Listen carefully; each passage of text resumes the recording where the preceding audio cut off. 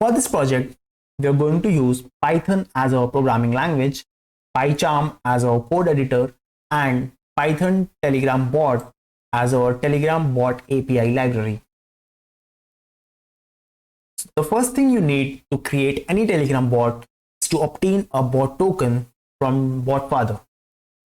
So let's go to the BotFather and send a command new bot to create a new bot.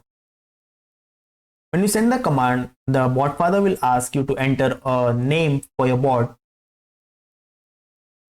So you will send the name you want for your bot. Then it will ask you to send a username for your bot. The username must end with the word bot.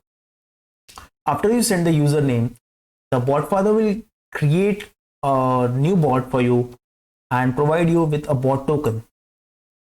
We will use this bot token to contact with the Telegram server and receive the messages received by our bot and send and reply to them.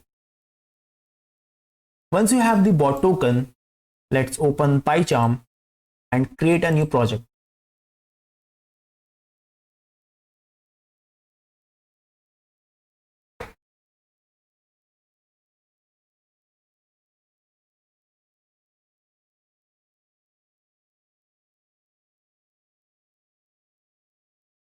The PyCharm is creating a new project and creating a separate virtual environment for this project.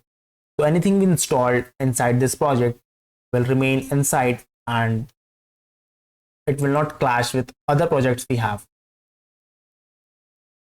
It has also created some sample codes. We don't need this, so let's select all and delete it. Now let's create a new file called settings.py. This settings.py file will contain all our configurations of this bot. The first thing we need is to save this bot token we have created. Let's create a new variable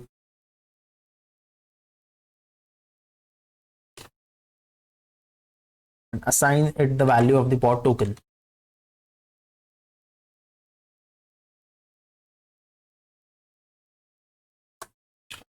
Now we know we don't need this, so we can close it.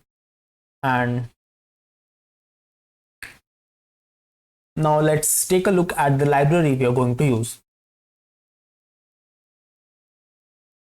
This is the GitHub page of the Python Telegram bot library.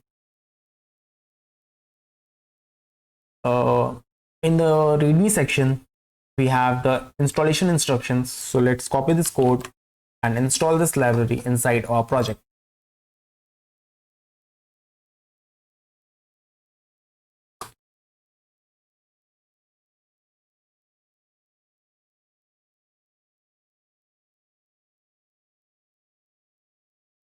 So the library is installed in our project.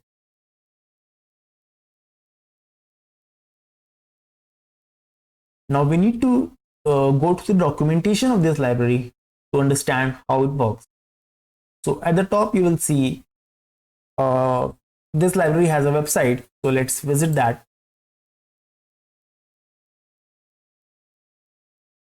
When you open the website, it presents you with some very simple example code for a short hello bot. On the top of the website, we have a documentation link and a wiki link. So let's open the documentation page. Inside the documentation, we have guides and tutorial section, which recommends us to follow this tutorial bot they have. So let's open the tutorial. Once you open the tutorial, it has an introduction section, which gives us a basic introduction of what this library does and how all the things are organized. So let's read the introduction and try to understand how we can use this library. The introduction reads, the telegram.ext submodule is built on the top of the pure API implementation. It provides an easy to use interface and takes some work off the programmer. So this paragraph tells us that this Python Telegram bot library has a submodule called telegram.ext, which connects directly with the Telegram API. Now, this telegram.ext submodule consists of several classes, but the two most important ones are the updater and the dispatcher. So this submodule has two main important classes. The one is the updater and the dispatcher. Even if you are not understanding anything in this section, what this updater is, what this dispatcher is, and what is this telegram.ext, do not worry and just complete this introduction section. When you look at the actual code section, all this will start making sense. And this introduction section will help you a lot to understand the structure of the Python Telegram bot. Okay, so the updater class continuously fetches new updates from Telegram and passes them on to the dispatcher class.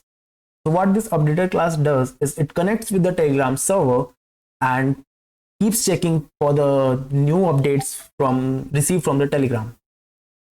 And once an update is received, it will pass them off to the dispatcher. If you create an updater object, it will create a dispatcher for you. When you create an updater object inside your code, it will also create a dispatcher automatically and link them together with a queue.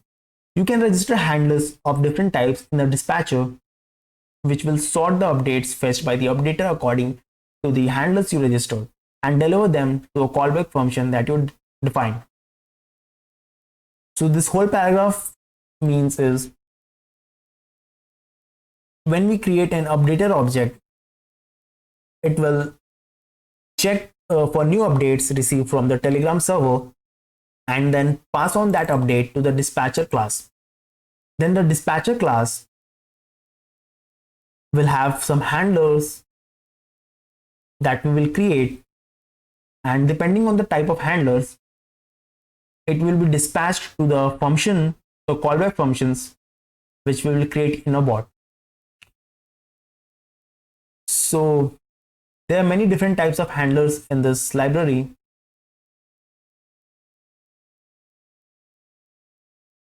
And then it says that you will need an access token. We have already obtained the access token, so we are ready to follow along. Let's go back to the website page and copy this short example code. Now we will try to understand the introduction we have just read. This example code, this example hello bot basically uses this telegram.ext submodule, this one, and imports the two classes, first one being the updater and the command handler. Okay, this is the handler that we will use to handle our messages. So let's minimize this for now. Now we have created an updater object using this updater class and provided it two arguments. The first one is the token of the bot. So let's first import our bot token from the settings file.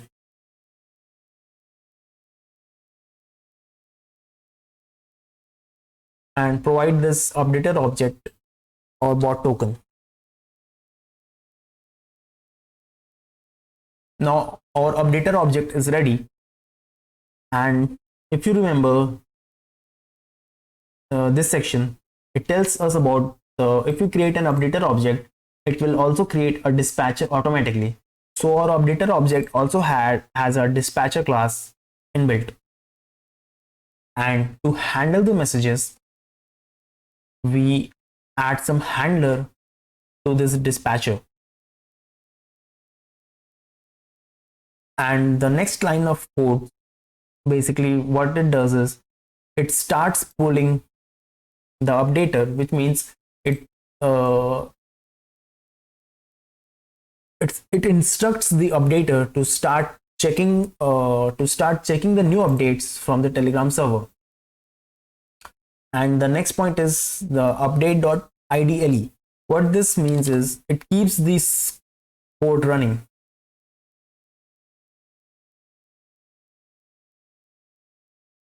So we also have a function called hello.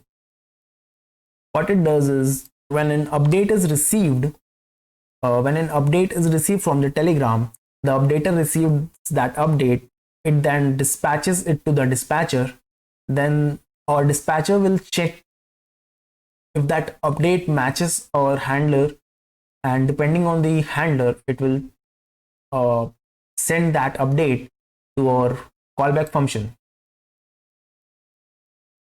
So our first handler is the command handler, which will match the command hello. If our bot receive a command hello, that update will be sent to this hello function, and then hello function will basically reply with hello and the first name of the user. So let's also add one extra line which will print the update. Now let's try to run this code and see if it works. To run the program, you can click on run and then select this option. So now our bot is running. Let's open the bot in Telegram and send it the command hello. Okay. So the hello command is dispatched to this callback function. It first prints the update that we receive, and then it replies with hello username, hello first name of the user. So it replies hello Conflux admin. So our example code is working, and I hope you have got a good idea of how the updater, dispatcher, and handlers work.